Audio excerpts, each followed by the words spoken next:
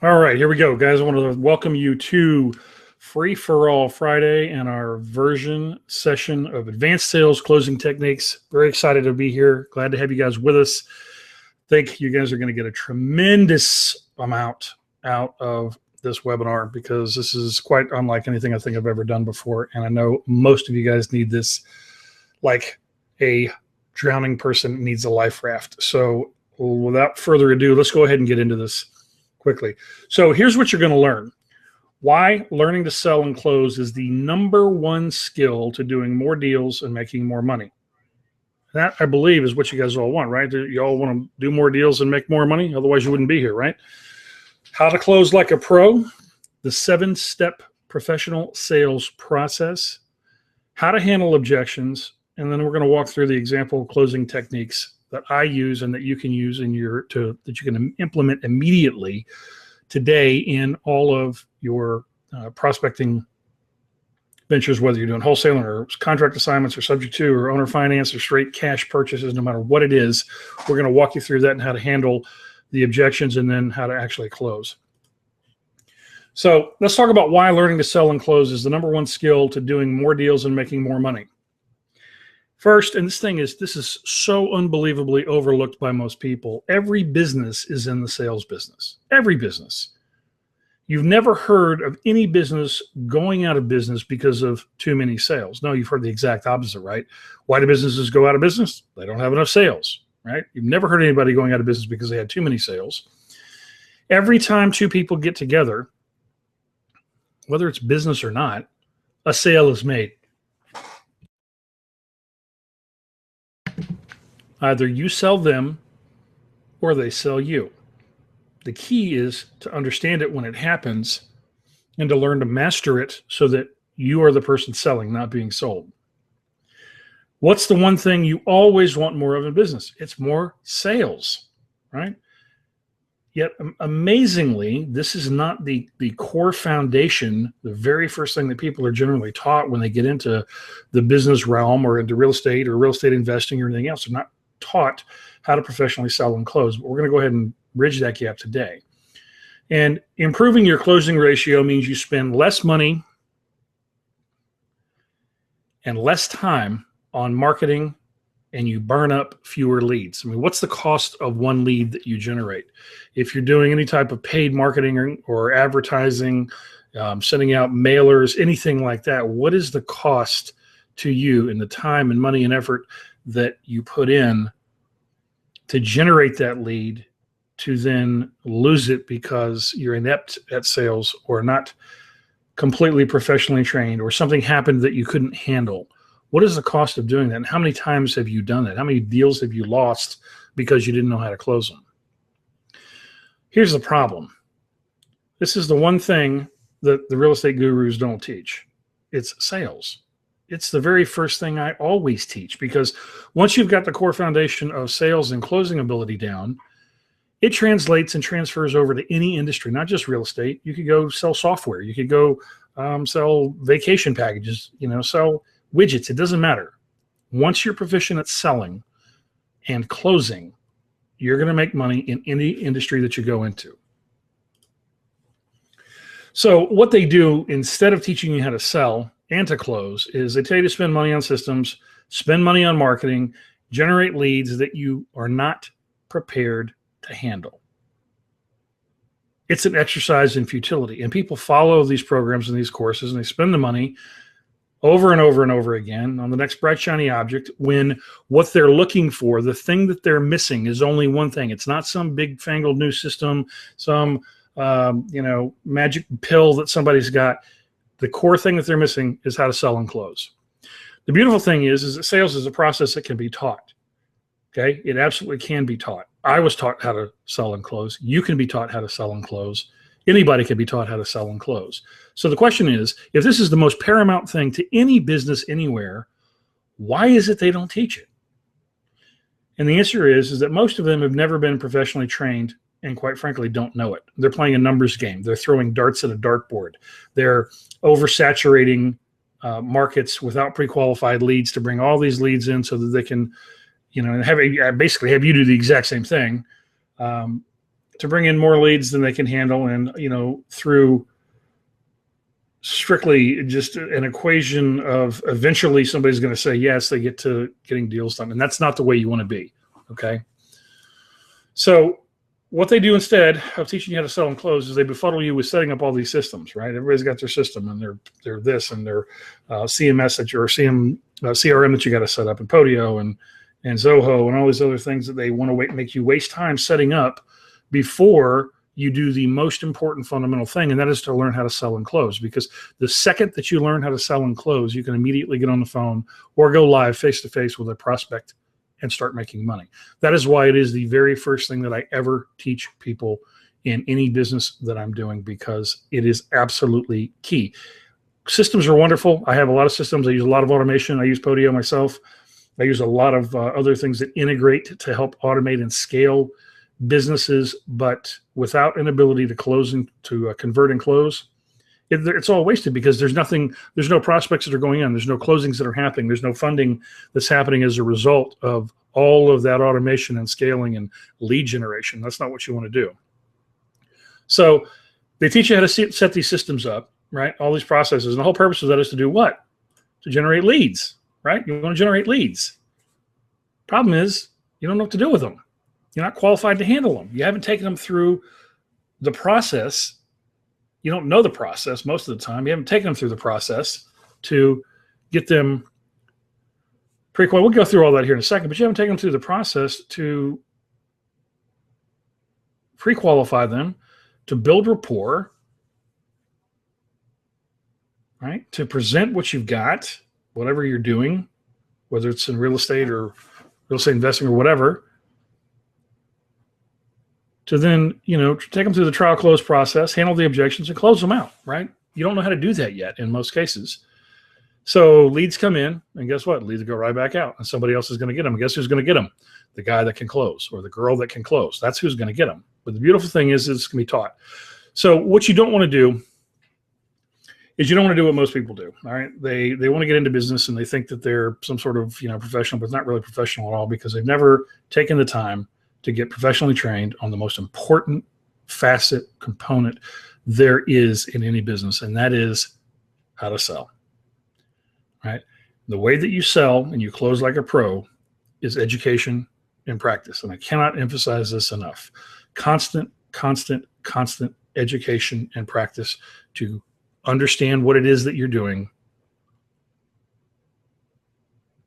and then practice to the point that you're completely polished and never get flustered in any environment. So here's the normal reaction to being what I call awakened to reality. And the reality is that no, you're not going to go out there and make 6 or 7 figures without learning how to sell and close. Okay. You're not going to do it consistently.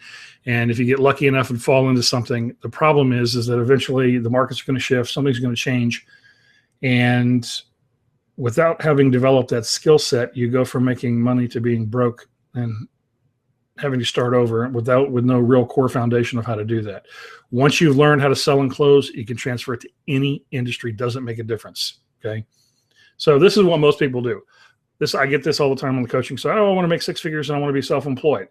And I say, great, you'll have to master selling and closing. And here we go. Sounds like a lot of work to me. I'm out of here. And that's what most people do, because they don't want to learn how to sell and close. What they want to do in most cases is take the easy path, which doesn't exist. Certainly not to be making $600,000, $200,000, $300,000, $400,000 a year. It doesn't exist. There's no easy path for that.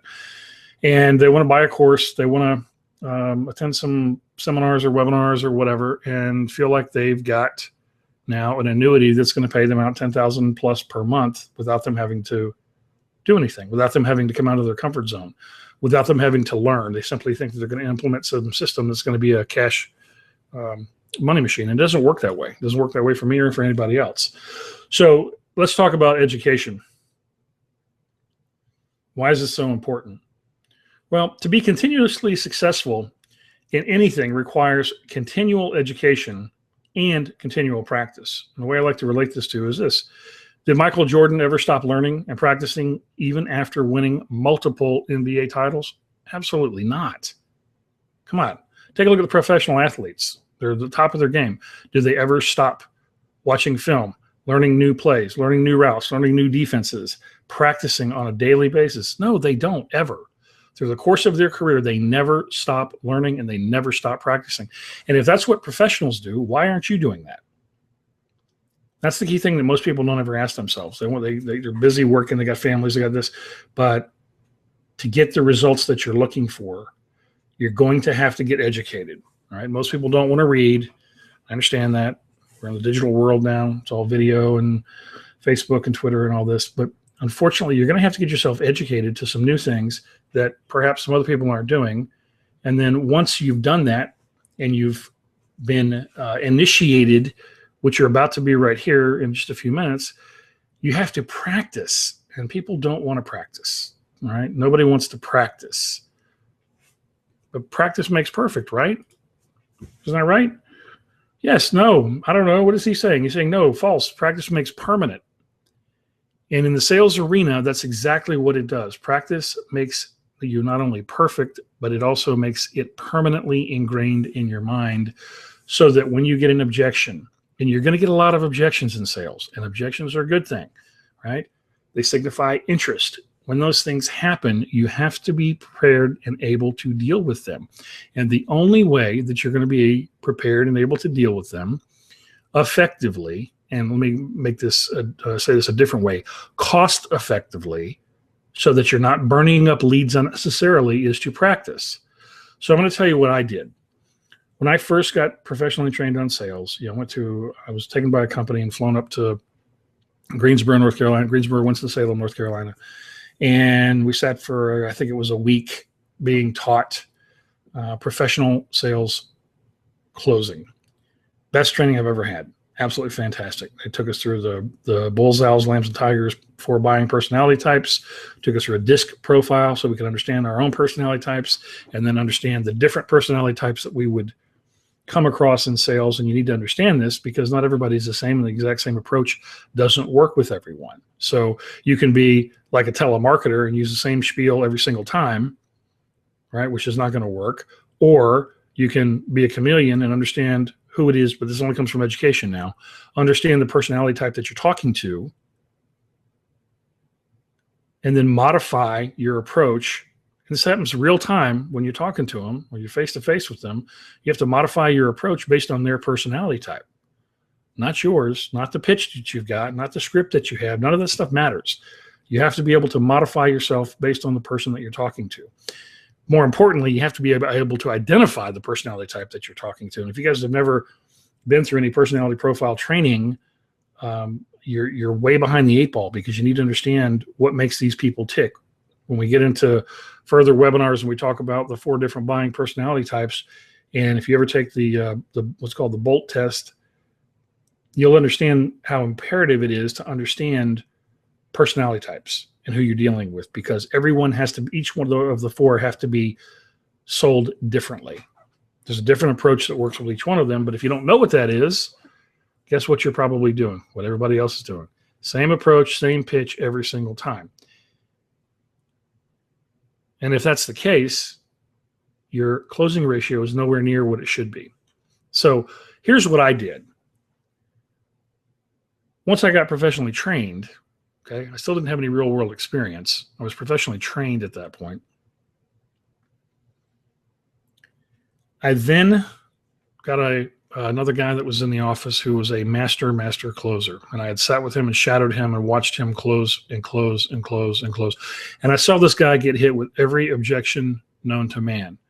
And every time he got hit with an objection, the price is too high, it's this, it's that, it's whatever, I don't like that color, he had just like it was like a robot. He didn't get flustered, didn't twitch, didn't flinch, nothing.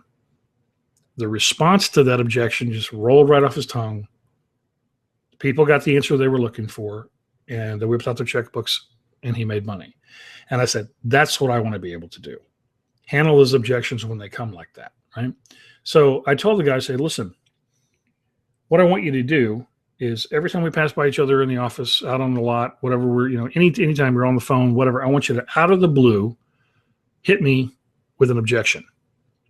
Okay. I won't know what's coming. I don't know what objection you're going to hit me with, but I want you just to hit me with an objection, catch me off guard so that I can become as proficient at dealing with the objections as you are.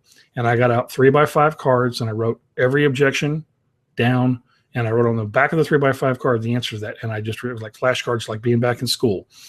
I went over them and repeated them and ingrained them in my mind until the point in time that I had to memorize and had repeated them verbally so many times that when I said it, didn't sound scripted. It was conversational. It all made sense. Now, did he bust me? He busted me a bunch of times. I mean, I felt like, and here I was making money, but I felt like the new kid on the block, just getting, beat up left and right, because every time, for the first few weeks, I mean, he would catch me off guard and I would stutter and I would stammer and I wouldn't have it down pat and wouldn't have it fluid, but that's what it took. And I had to make the ultimate decision. Is it worth it to go through that, to put myself through that practice that, if you want to call it embarrassment, I wasn't really embarrassed. I was new. And, you're sure still embarrassed. You don't want to mess up. You don't want to look like an idiot, but that's what it took. Okay. And through that continual practice and through every time he would catch me and like I wouldn't get it right, what I would do. And I tell my own coaching clients this very same thing. Anytime you're working on a deal, anytime you're dealing with a prospect and they hit you with something that you can't handle, you don't know how to handle it. Okay. Could be anything. Could be the price objection. Could be closing objections. Could be anything. Anytime they hit you with something that you're not prepared for, any type of objection, you need to, when you're off that call, write that objection down on a 3x5 card, figure out what the answer is. Talk to me or talk to somebody else that can give you the way to handle that objection. And then you don't proceed with another lead or another prospect until you've mastered the ability to handle that objection. And if you do that, you will become as proficient as I am, as proficient as Brian Tracy is, as proficient as Grant Cardone is in dealing with people, handling objections, and closing. But if you don't do that, you're going to be exactly where you are right now. And that's not where you want to be. You want to be continuously moving forward and progressing. It's going to take practice. You're going to have to get your teeth kicked in. Okay. And is that pleasant? No. But do you want to make, 2, 3, 4, 500,000 a year, $1 million a year? If that's what you want to do, then this is what you're going to have to learn. This is what most people won't do because it's hard, right? Nobody wants to get out of their comfort zone. Nobody wants to look like a fool. Nobody wants to have to work and practice. And oh my God, I have to read something. And I have to start reading every single day on my industry and my craft, and learning how to sell and close, and learning how to, massage and structure these deals so that when I get zapped with some sort of objection, I have an ability verbally to handle the objection, but I also have the creativity to understand what else I can do to not give away the farm, still make a profit, put together a win-win deal. You have to get yourself in those positions. Otherwise, what ends up happening is that somebody balks at your offer, your price is too high, and you don't know where to go with that. And if once you lower the price, because, okay, well, we'll lower the price to this, then guess what? Then they know that your price was fraudulent to begin with, and they feel like you've lied to them or deceived them or attempted to deceive them and defraud them. And then it never stops and they want more and more and more. And you have to be able to handle the price. The price objection is the number one objection to handle, period, in any type of sales environment, because it's the only thing people know instinctively to object to, right? So after practicing, let's talk about this. We're going to talk about what you're going to practice. Here is the 7-step sales process. Now, this is going to be set up on a replay. You'll be able to catch this again. So I would advise writing it down, but if you're listening to this in a car or something, you've got to write this information down, and you're going to have to learn this information, ingrain this information so that you can walk people through the 7-step process without thinking about it. In other words, you should get to the point that you don't have to think about where you are in the process and, oh, did I skip a step? Am I where it has to become natural, has to become your native ability to do that. So step 1, very first thing that you're going to do is you're going to take control and you're going to pre-qualify your prospect or your lead. Why do we do that? Well, we're going to get into each one of these here in just a second. So I'll go through every one of these steps and tell you exactly why we do it and what it is that you need to do. But the most important thing, the minute you get on the phone with somebody, the minute you're face-to-face with a prospect who's identified interest in whatever it is that you're selling, you must take control and you must pre-qualify that prospect. The next thing that you want to do is you want to build rapport. Now, this may seem a little odd, and we'll get into why you're going to build rapport here in just a second, but that is the absolute paramount next thing you need to be thinking about as you're going through the phone call or as you're going through your face-to-face, presentation with somebody. And building rapport is absolutely paramount in the process for reasons we'll get into here in a second. The next thing you're going to do is you're going to present. And by present, that could be presenting an offer. That could be presenting a product. Everybody that's on this webinar, they're coming from different fields. Most of you are coming from our real estate investing side, but many of you have other jobs where you're also in sales. So some of you sell software, some of you sell other products, business to business or software as a service or, security systems or whatever. You got to be able to present the product. After you presented the product, you have to be able to what's called feature benefit the product. I'm guessing most of you have never even heard of that before, which is very telling. If you haven't heard of it before, make sure you pay attention when we get into the purpose of the feature benefit and why it's absolutely paramount to the sales process. And once you've done that, then you're going to trial close. And what is a trial close? That's when you're going to basically, there's no other way to say it, you're going to ask for the sale. You're going to ask for the deal. You're going to say, I want the deal. Let's go, right? And the purpose of the trial close is ideally you've already established enough rapport and presented properly and answer all of their questions and they're ready to go. But that would be what we call a lay down. And they come along and they happen. And that's fantastic. And you don't have to hit, numbers 6 and 7. You can just stop right there at trial close because that becomes the close. And that's fantastic when that happens. It's easy money. It means you did a fantastic job. You were with a qualified prospect. You went through every step in the process exactly the way that you were supposed to. And you got to skip steps 6 and 7. But the purpose of the trial close is to uncover, discover, ferret out, find, locate these things called objections. And people will object. And a lot of people have a hard time with getting objections because, they feel like it's negativity or it's, they're being rejected. Objection is not I should probably have done this as a slide now that I'm saying this. An objection is not a rejection. In fact, it's the exact opposite. But most people don't understand that. They think that an objection is a rejection, and it's not. In fact, if you understand what an objection is, which we'll get into again here in a second, but an objection signifies interest. They're not telling you no. They're saying, hey, the price is too low. The price is too high. I don't like the terms. I don't want to close next Friday. Whatever it is, they're objecting to something. And so your job then is to be able to handle whatever that objection is and get past it so that you can get to step 7, the close. And that is where you get the deal. That's where you get them to sign on the line, which is dotted, where you can make money. And this is the process that you have to perfect. You have to memorize this so that you can do it in a consultative approach, in a very professional, conversational approach, so you don't sound like a used car salesman and so you don't sound like a telemarketer reading a script.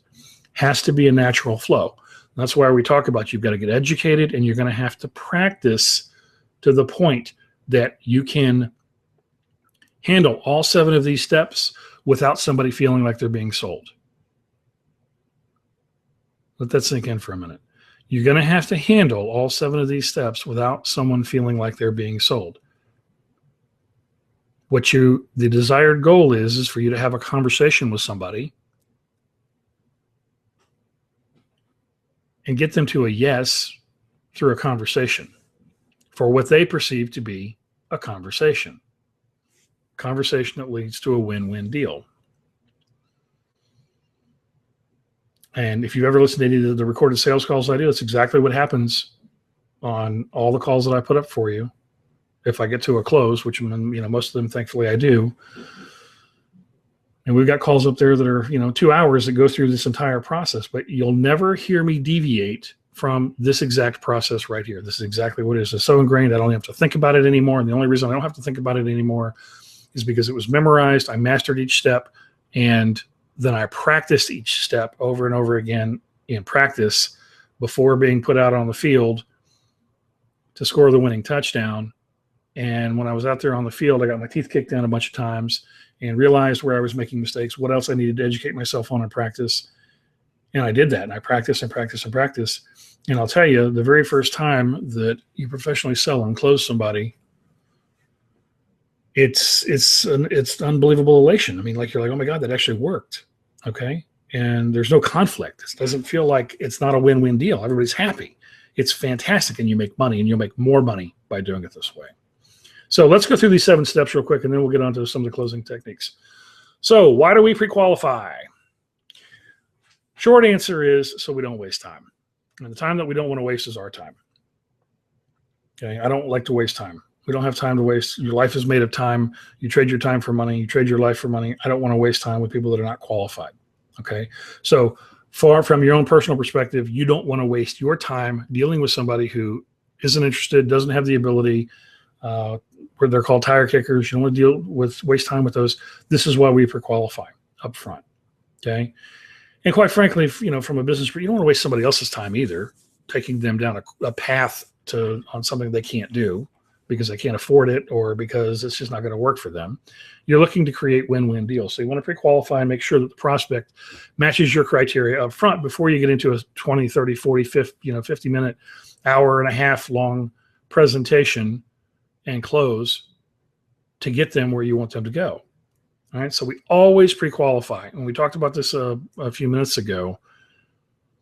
The most important thing to do is to take control. Well, how do you take control? The way you take control is by asking questions. And the easy way to start asking questions very up front is to pre-qualify before you start explaining anything. I don't waste time talking to anybody about anything unless I've pre-qualified them. I do it in 2 minutes or less on every phone call. Any phone call you listen to with me, whether it's a buyer or seller, I don't care who it is, they're getting pre-qualified in the first 2 minutes because I don't want to waste time. Okay. You've got to value your time to the point that you do the exact same thing, right?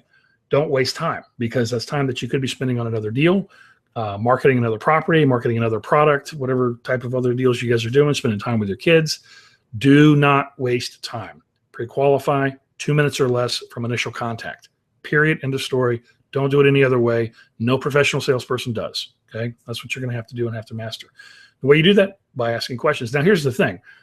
If you don't already have a pre-qualification script set up with the questions that you need answered to determine whether or not you have a prospective deal, my question to you would be, why not? Why are you even talking to prospects if you don't know how to pre-qualify them and you don't know what questions to ask? Stop what you're doing. Talk to your mentor, get a coach, do whatever it is. Take the time and determine the questions that need to be answered for the deal type that you're trying to close. And make sure those questions get asked in the first 2 minutes of the phone call or face-to-face. Always. Because if you don't, people will allow you to waste. They'll allow you to entertain them for an hour and a half on the phone. They have nothing better to do, right? Don't do that. It's a total waste of time. Don't do it. The reason I'm so adamant about that, I used to do it too. Okay. And I finally got to the point where I'm not doing that anymore. I got to know in the first 2 minutes, is today payday or is it not payday? And if it's not payday today, is it payday sometime in the future? In which case I'll still keep talking to you. But if it's never going to be payday, we don't have anything to talk about. Okay. Because I got other people I need to be talking to. So you always have to pre-qualify the people. Don't want to waste time on our pre-qualified prospects. All right. So we talked about building rapport. Okay. Building rapport. Why do we build rapport? Because people like to do business with people they like, and they like people they have something in common with. Think about your friends. Why do you like them? You got something in common with them, right? Yeah, you shared an experience. You like the same football team. You enjoy the same wine. You whatever. Okay, you went through something to high school together. went through some good experience together, some bad experience together, whatever it is, there's some commonality, some common thread between the two of you that binds you. And guess what? Here's the beautiful thing. You're only going to be dealing with humans in any of your interactions on sales, and you have something in common with every other human on the planet, whether you think you do or not. The key is to find out what that is so that you can build rapport. You can build conversations surrounding things other than your pitch, okay? And I'll give you a couple of different examples here. Years and years ago, when I sold, it's a long story that's sort of funny and depressing at the same time. When I sold manufactured housing or mobile homes or trailers or whatever you want to call them, people would come up on the lot, and the very first thing that I would do, because I understood that my objective was to build rapport after pre-qualifying them, was to take a look at what they drove up in. Okay, what could I identify about them by what they were driving, by their license plate, the state on the license plate? Did they have a sports logo on the license plate? Were they wearing a baseball hat? Was that baseball hat around? Did it have, the Florida Gators on it? Did it have fishing on it? What did it have on it? Right? I'm looking for something identifying with them that I could have a conversation about, some commonality, something to say, hey, I've done that too, or what about this, or what about that, and something that you can, have some humor with, if possible. Humor is one of the best ways to build rapport. People love to laugh.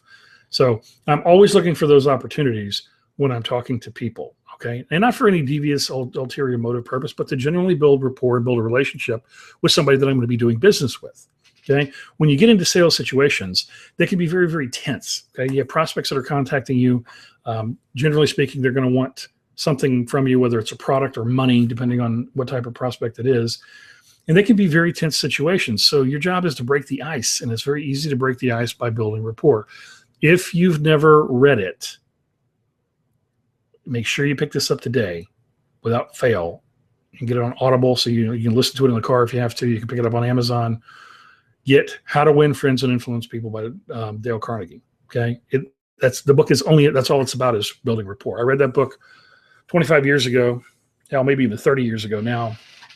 I read it multiple times over the years, and the entire book is about building rapport and finding that common thread in other people. And if you follow the principles that are in that book, okay, you will be able to build rapport with just about anybody. All right. And that helps you become that chameleon that you need to be able to, zig and zag with the different personality types, to find the commonality, find the common thread, find the things that you both enjoy, to, build humor, to break the ice and cut through the tension of the sales process. Right? If you listen to any of my calls, you hear me joking with people all the time. People I don't know, I've never met them, never will meet them. They call me for something, right? I want something from them. They want something from me. And you'll hear me go into, comedy routines all the time. People love to laugh, right? I'm trying to break the ice, and let's get to a point where this doesn't feel like a rigid sales presentation, because that's not what I want my conversations to sound like, or to feel like on the end of the prospect, okay? So next up, why do we practice? We practice so we can present professionally. People buy from professional, articulate, confident, we'll talk about where confidence comes from in a minute, people who can convey what? Value. Right? You need to understand what the purpose of this entire sales process is. You need to convey value. Not sell, not pitch them on something. You need to convey value that they define as worth opening up their wallet for, or depending on who it is you're dealing with, whatever type of product it is, you've got to convey value. That's the sole purpose of what we're doing. So we practice and practice and practice. We get educated. We practice some more. We get our teeth kicked in. We practice some more. We practice until the point in time that we're flawless in a conversation. We can answer all the questions. We can handle all the objections. We can do everything. We can maneuver through that minefield to get to the other side. Okay? That's why we practice. The more you practice, the more confident you're going to become. Confidence generally stems from two things, and that's education, meaning you understand your product or service that you're selling, and practice. the more educated you are, the more questions you can answer about your product or service, the more confident you're going to be. The more you've practiced conveying that to people, the more confident you're going to be. People buy confidence. They want to buy. They get enamored with people that are confident. That's why if you ever listen to me on any of my live recorded calls with buyers and sellers, do I exude confidence? Of course I do, because I know what I'm talking about. Is there anything that they're going to hit me with that I'm not prepared for? No. But why is that? Because I practiced. I got myself educated to a point where I'm head and shoulders. And I'm not saying this to pat myself on the back, because I don't care about all the ego strokes. But you have to think of yourself the exact same way. You want to be the smartest guy or girl in the room, always. Okay? You want to be the best dressed and smartest person in that room, always, especially about whatever your business is that you're trying to pitch. Okay? And so the way you get there is through education and then through practice. And practice and practice and practice and practice. Can't emphasize that enough. But most of you won't do it. I know that already. No, most of you aren't going to do it because it's hard. Right? It's not always pleasant, but it is what it is. I mean, it's like you're taking a look at the gold mine, and to get the gold out, you're going to have to swing that pick. I don't want to swing a pick. I just want the gold. Well, you can't have the gold. You got to swing the pick. So what are you going to do? You got to make the determination on your own. So let's talk about value. Again, people pay for value. Anytime in any sales situation, whether they're in Walmart, whether they're talking to you about real estate, whether they're talking to you about software that you're selling, there has to be a trade-off of value that exceeds what they're paying. In other words, you have to have solved their problem, taken away their pain, given them pleasure that exceeds the value they place on the dollars that they're spending. Okay? So that's what you have to do. You've got to be able to provide and convey value, okay? Not just pitch them, whatever. There has to be some value inherent for the prospect. So now that you've added value, you presented things, how are we going to add the value?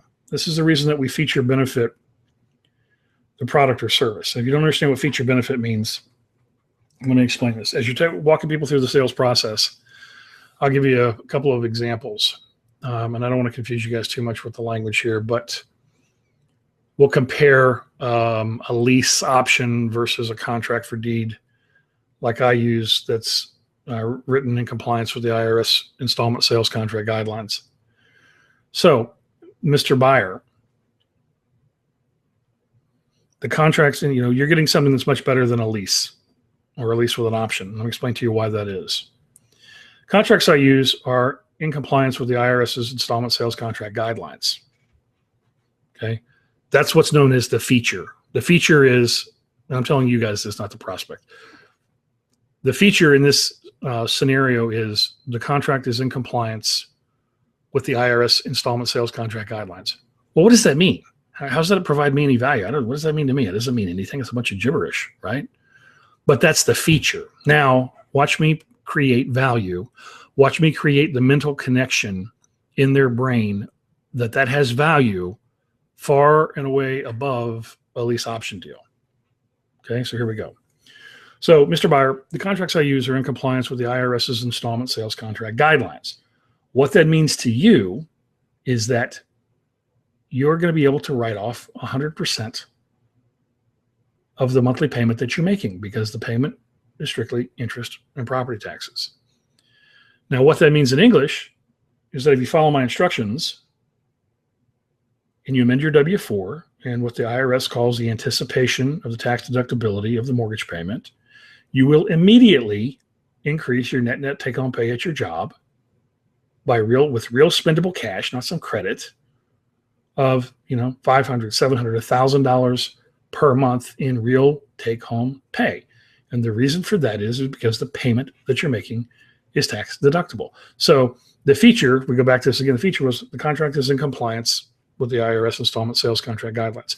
That in and of itself is worthless, okay, to a prospect. What does that mean? It doesn't mean anything. There's no value inherent in that. But let's take that coupled with the benefit. Well, what's the benefit? Well, the benefit is, say they're coming to me and they spend $3,000 a month on a monthly payment. Well, you're going to spend $3,000, but your take-home pay is going to increase by $1,000 a month. So your net effective payment is $2,000 a month. So it's like you're paying a $2,000 a month lease payment, okay? Because you're going to immediately get this increase. It's actual real cash, right? You get to go spend it down at Kroger or Safeway or Publix or, go down to the movies or go out to dinner at Outback Steakhouse or wherever.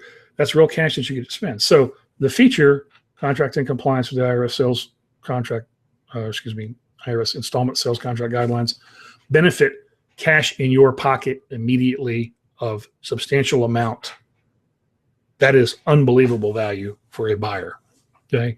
In unbelievable value over and above a lease where they get nothing, or a lease with an option where they get nothing. I mean, I can go through more benefits on the contract for deed above and beyond that as versus a lease option until the cows come home, because again, I've done this time and time again, and I understand how the laws work and what the different benefits are. But this is why we feature benefit. Okay, this may seem boring, may seem like it's unnecessary, but you've got to create that psychological link between the feature and the benefit to then get to the point where their brain identifies and signifies value, because it's through the layering and layering and layering and layering of value that you're going to provide that makes them sign on the dotted line, makes them whip out the wallet. Okay. So it's imperative to understand features and benefits. Okay. So Mr. Seller, we can close in cash. And what that means for you is you don't have to wait, potentially 45 days for a mortgage that may or may not ever close while your property is, off the market and you're not bringing in other prospects. I can close in cash in 10 days. So you'll immediately have cash in your hands without any further delay, without having to worry for the next, 45 to 60 days of whether or not the deal is going to close. Is that value? Absolutely it is. The feature is I have cash and I can close in 10 days. Benefit, no more worry, cash in your hand, moving on with your life, closing that chapter, tons of benefit there, okay? So whatever it is that you're selling, understand the features, match them up with the associated benefit, and when you're presenting this information to your prospect, make sure that you give them the feature and the associated benefit so that you can create that additional layer of value, okay? And then once we get to that point, we're going to trial close. Once we've feature benefit the product or service, we're going to trial close. Now, what's trial close? What's the purpose of the trial close? Trial close, any close, is asking for the sale. That's what you're doing. You're asking for the deal right then. And you have to be able to ask for the deal. Now, we don't go say, hey, give me the deal, right? That's not what we do. It's all done very professionally and in a style and format that doesn't make them feel like they're being sold. But you never get what you don't ask for, right? And most people will not ask for the sale. They simply will not ask for the sale because it creates a moment of tension. People don't like tension. It's the pleasure-pain principle. They want to move towards pleasure, move away from pain. Pain, tension. I don't want rejection. I don't want to ask for the sale. That's why most people don't trial close or close, okay? Purpose of the trial close, as you can see below here, is to bring forth objections that you can then handle. That is the purpose. So we're going to trial close after we presented, and the sole purpose is objections. The dreaded objection. But remember, objection is not rejection. Objection is good. Rejection, not so good, but objection is good. There we go. And this is exactly how I feel when I get objections, because let me explain to you what they just did. Once they've objected to something, regardless of what it is, what they've really told me is, Vincent, I'm interested in what you have, but there's something that I'm not yet comfortable with that I need you to educate me on and explain to me so that I can get comfortable.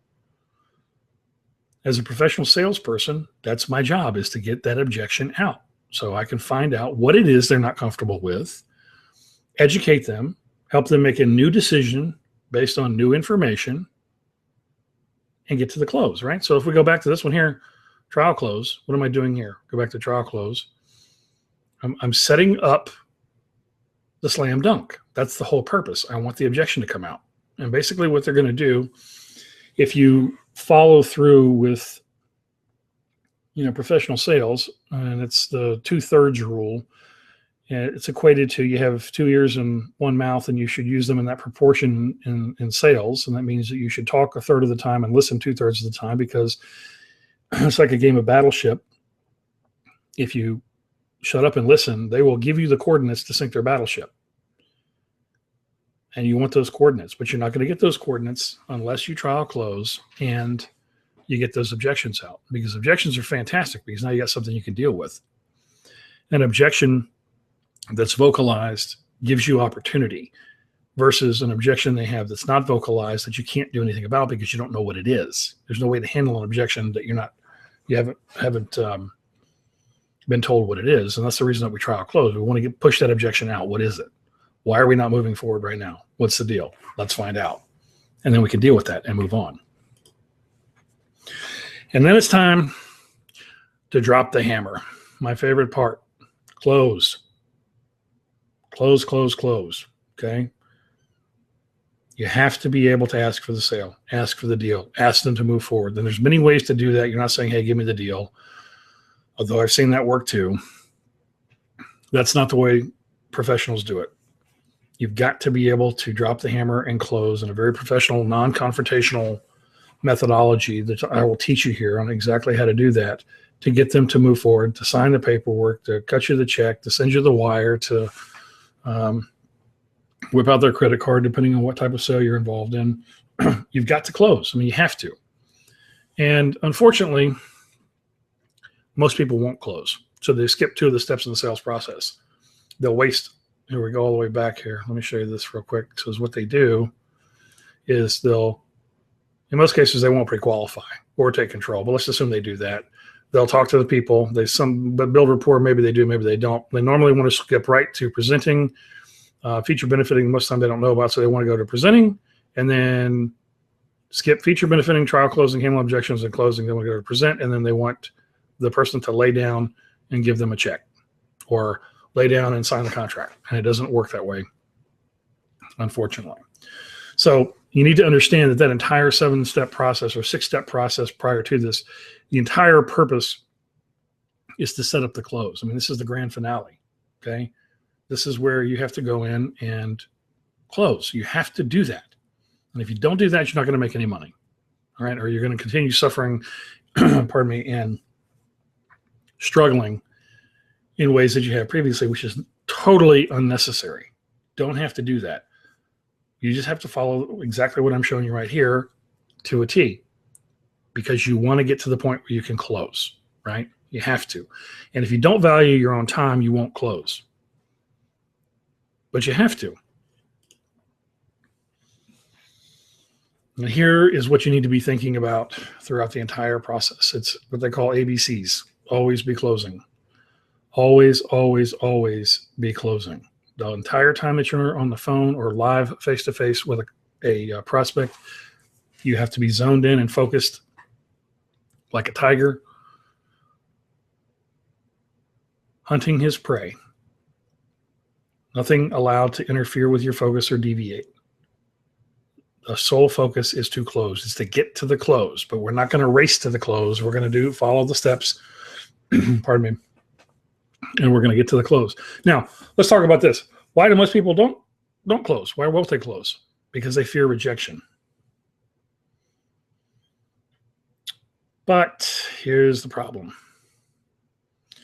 On the other side of fear is everything you want.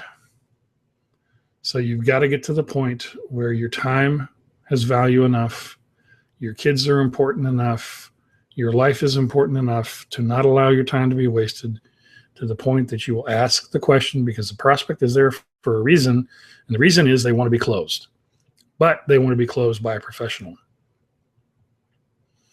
So if you're afraid of rejection, probably not the business for you. Probably need to go be an employee someplace.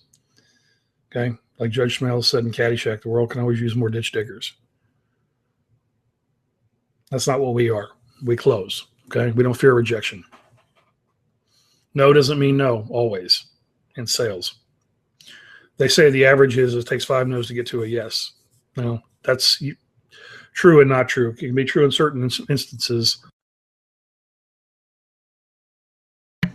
But it's not true when you've pre-qualified.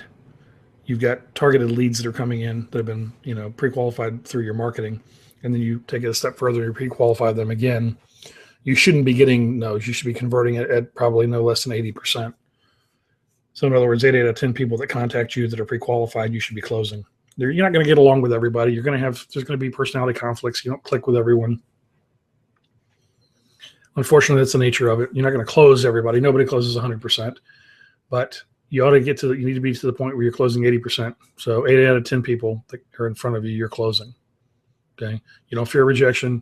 It's just whatever, just words, it's sound waves. That's all it is. Doesn't matter. They're not rejecting you. Most of the time, they're not even rejecting whatever you're selling. Okay.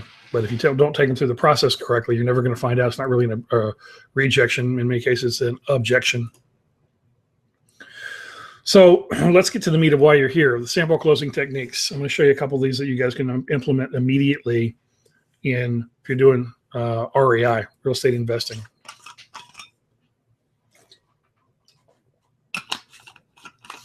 First up, the side table close. This is huge for wholesalers.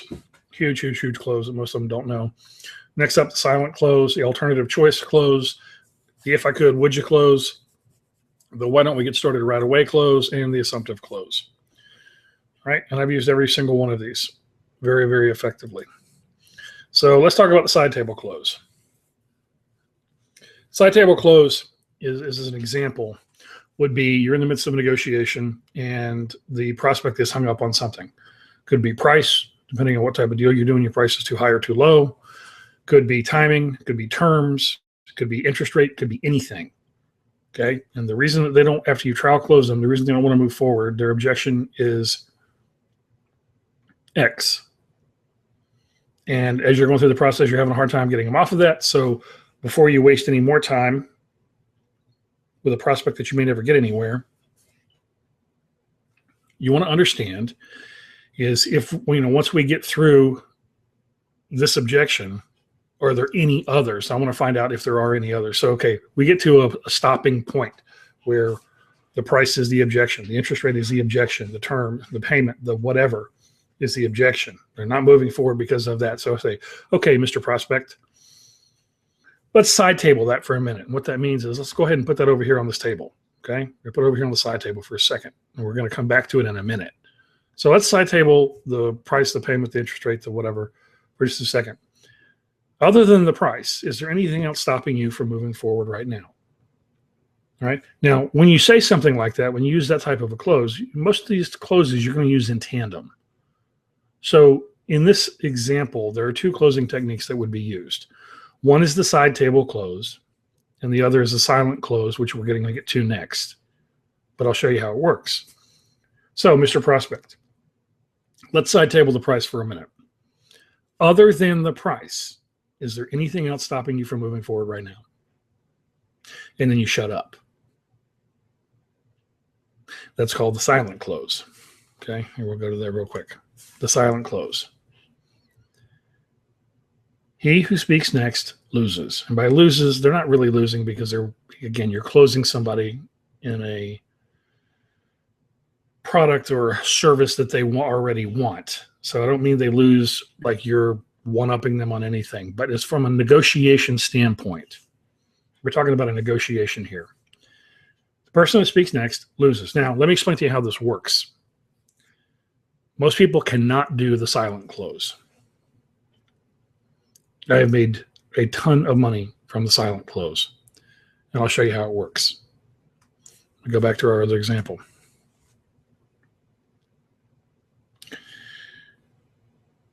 Let's side table the price for a minute. Other than the price, is there anything else stopping you from moving forward right now? And then I shut up. And I don't say anything. And there's an uncomfortable silence.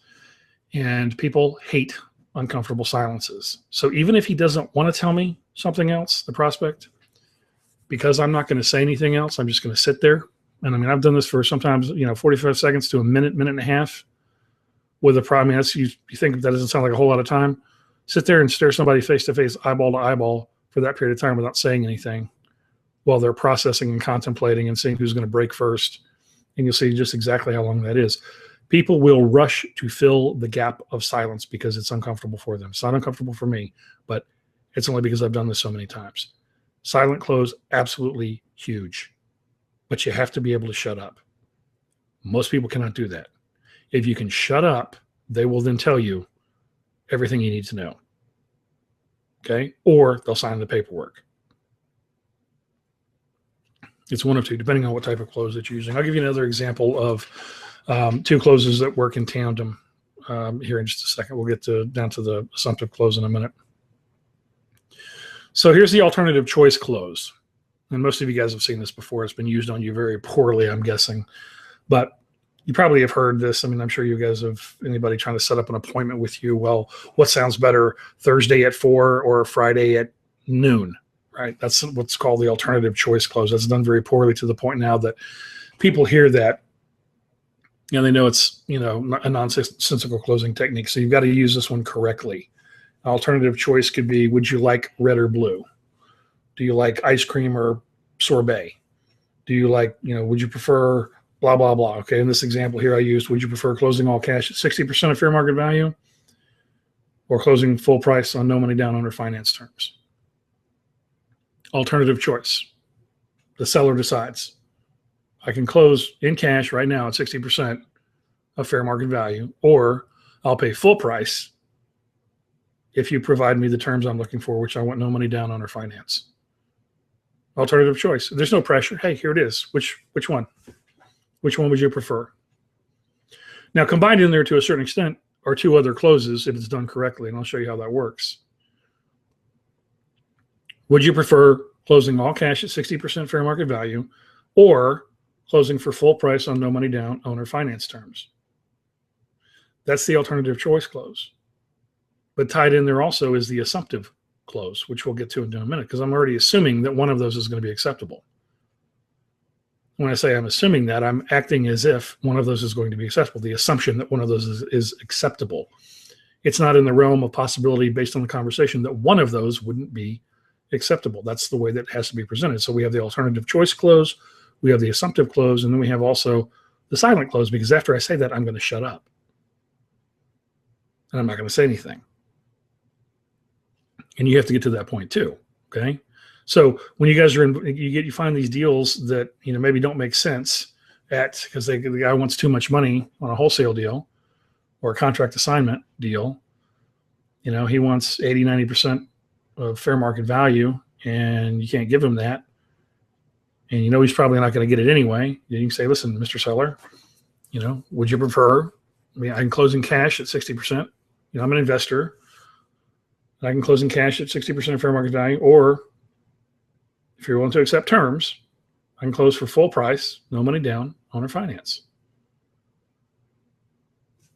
And then shut up. You'd be amazed at how effective those three closing techniques wrapped together actually are. And I think I forgot to put a slide in here for the if I could, would you close? So here, let me wrap the if I could, would you close into this also. So the seller comes back. Let's say he balks at both of those terms, and he says, you know, I need to make more money than that. I can't sell it for 60% of fair market value. Well, here's another comeback. Well, Mr. Seller, if I could close at 70% of fair market value and close in 10 days in cash, would you sign the paperwork right now? And then shut up. And let's see if I could, would you? If I could close, I'm not saying I can, I'm not saying I will, but I'm saying if I could close at 70% in cash in 10 days, would you move forward right now? And then shut up. And that's called the if I could, would you close, right? And then you shut up and you wait for his response, right? And meanwhile, you're going through a negotiation here back and forth, okay? He's already told you he's interested. He already wants to sell to you. Now all you're doing is you're going back and forth over price and terms, right? And you have to be able to handle these things when these things come up, because otherwise, guess what happens? You lose deals. So there in that one, you have the alternative choice, the assumptive, and the silent close. And then with a comeback, you could easily roll in the if I could, would you with the silent close. And that's how you get deals done. Oh, there's the if I could, would you? I forgot to put it in there. There it is. If I could, would you? Right? Not saying I can, not saying I will, but if I could, would you? That's it. You have to be able to master that. Fantastic. Okay. And here, one of my favorites I use all the time called the assumptive close. As an example, I'm going to send you the agreement. When should I expect it back executed? Not whether or not I'm going to get it executed. Not that there's any question of whether I'm going to get it executed, but when can I expect it back executed? And then shut up. That's called the assumptive close. And I'll give you an example of how we use that on the product acquisitions that we do. I walk people through a process. I've got a script set up. And as I'm pre-qualifying them, I get their name and phone number and all that. And I say, okay, and what's the address we're picking these up at? This is before we've negotiated anything, before we've given a price, before we've done anything. What's the address that we're picking these up at? It's called the assumptive close because I want to go ahead and plant that seed very early on that we're doing a deal, right? That I'm coming to provide cash to you for the product that I'm buying. And they give me the address. And if they balk, they say, well, we haven't even negotiated a price or anything yet. I said, no, that's fine. But I have to have this so that I can, get that set up and know exactly where we're going, factor the cost and all that. So there's a reason for it. But 9 times out of 10, what happens is when I say, okay, what's the address that we're coming to pick these up at? People just tell me. They just give me the address. So it's assumed, it's been transferred to them that we're moving forward, that there's no question about moving forward. And again, another trial close that gets done, up front, even before price gets involved. So it's imperative that you make this. Now, listen, here is, and I probably should have done this one on here. I need to do that. Here, we'll do this live, real time. One more I'll give you as a bonus. How's that?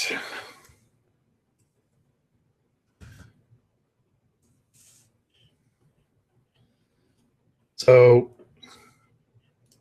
here we go.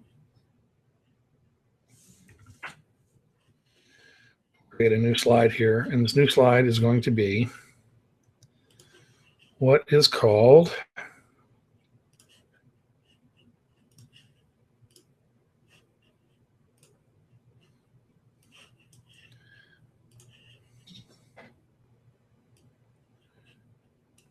all right, that didn't come out good. Here, let's do it a different way.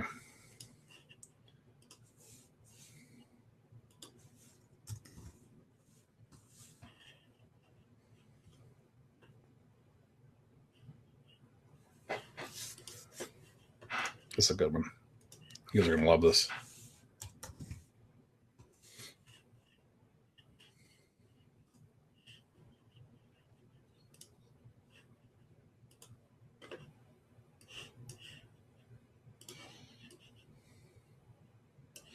So I want you to remember this image the next time you get this close used on you, because I guarantee you everybody in here had this close used on them.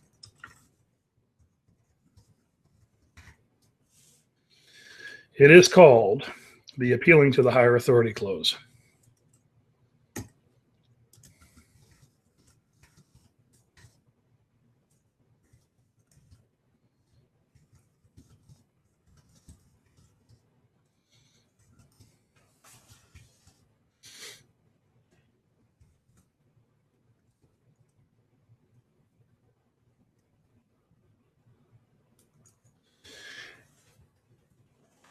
You've ever been into a car dealership, you've had this used on you. It's called the appealing to the higher authority close, where you come back with something when you're talking to the sales guy, and his response is, I can't make that decision. I need to speak to my sales manager.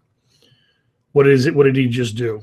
He took the control, the price-making decision ability out of his hands, and he conveyed it over to the sales manager, who is the higher authority. You'll hear this all the time when you're dealing in trying to get properties under contract, which is why we have it as a pre-qualification question up front. Well, I can't make a decision. I need to talk to my wife. I need to talk to my husband. I got to pray about it. I got to do this. I got to 47 other things. Okay.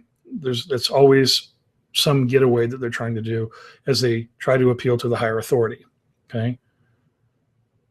It's used very effectively in car dealerships nationwide as they go to what's called the turnover of the TO to the sales manager. They're going to appeal to the higher authority, the sales manager or the finance guy, who will come in and be the ultimate decision maker because that sales guy can't handle the objection that you just hit him with, the price objection or the payment objection or the interest rate objection or whatever.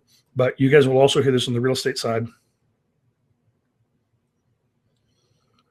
when you're dealing with prospects. That's why it's imperative in your pre-qualification to ask the question. Here it is. I'm going to give it to you a freebie. You'll love this one. Mr. or Mrs. Prospect, is there anyone else that you will need to consult with to make a decision and move forward today if you determine that this is something that you want to do? And shut up. And the reason that you do that is because you want to find out right then so you don't waste time pitching to one person when ultimately somebody else is the decision maker, or ultimately two people are going to have to make the decision. You want to pitch to both of them at the same time, never only one. Okay? So it's important to understand these things so you can understand exactly how to deal with them, how to pre-qualify against them. And that's what I need you to understand here is that these things are used on you. I can't because I need to speak to so-and-so, right? But you also want to pre-qualify against that so it doesn't get used on you, right? At the same time, when you're working with me as like a joint venture partner and you don't have all the answers, you don't have the authority or the ability to make a decision because you don't know all the bugaboos that are out there, you can very simply state, well, Mr. Prospect, I don't have that information or I don't have the authority to make that information. Let me get a hold of my partner who can answer that question for you or provide the information that you're looking for or make that decision so that we can move forward, right? I then become the higher authority. That happens all the time with my joint venture partners because they don't have all the answers. They don't want to mess up a deal where they otherwise could have made money. So very, very important closing technique to learn. Now, we've gone way longer here than I anticipated. I want to thank you guys very much. It's Friday afternoon. Everybody's getting ready for the weekend, I'm sure. Thank you very much for attending this session. If you liked it, please go to the website and leave a nice comment. Share it, Facebook, Google, all that stuff. Help us out. I appreciate it very much. Have a wonderful, wonderful weekend.